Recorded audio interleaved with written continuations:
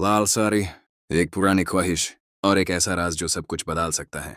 लेकिन सबसे बड़ा सवाल यह है कि अनाइसा आखिर असफल के कमरे में उसके कपड़े पहनकर क्यों ना आई?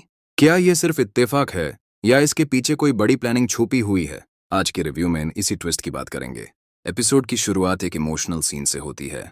असफल अनाइसा से कहता है कि उसकी हमेशा से ख्वाहिश थी कि वो उसे लाल साड़ी में देखे। वो कहता है कि लाल रंग अनाइसा पर बहुत खूबसूरत लगता है। इस बात से लगता है कि उसके दिल में अनाइसा के लिए अब भी फीलिंग्स मौजूद हैं। लेकिन कहानी यहीं खत्म नहीं होती। अचानक बात मल्क की मौत के राज पर आ जाती है। अनाइसा हैरान होकर पूछती है कि इस सच के बारे में तुम क्या जानते हो? जब उसे पता चलता है कि असफल को भी पूरी हकीकत का इल्म नहीं, तो उसकी परेशानी और बढ़ जाती है। इसके बाद सबसे इंटरेस्टिंग सीन देखने को मिलता है। असफल अपने कमरे में आता है और देखता है कि अनाइसा उसके कपड़े पहने उसके कमरे में खड़ी है। ये देखकर वो गुस्से में पूछता है, तुम मेरे कपड़ों में और मेरे कमरे में क्या कर रही हो? अनाइसा बिल्कुल घबराती नहीं। वो पूरे एतमाद के साथ जवाब देती है, पहले भी मैं अनाइसा थी और आज भी अनाइसा ही हूँ।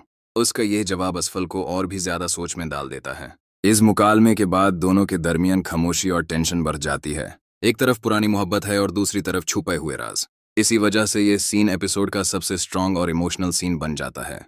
मेरी प्रिडिक्शन है कि अगले एपिसोड में अनाइसा का कोई बड़ा राज सामने आ सकता है। मुमकिन है असफल को उसके बारे में ऐसी हकीकत पता चले जो उसकी सोच बदल दे। साथ ही दोनों के दरमियान गलतफहमियां कम होने के बजाय और ज्यादा बढ़ सकती हैं। अगर ऐसा हुआ तो ड्रामा और भी दिलचस्प मोड पर चला जाएगा।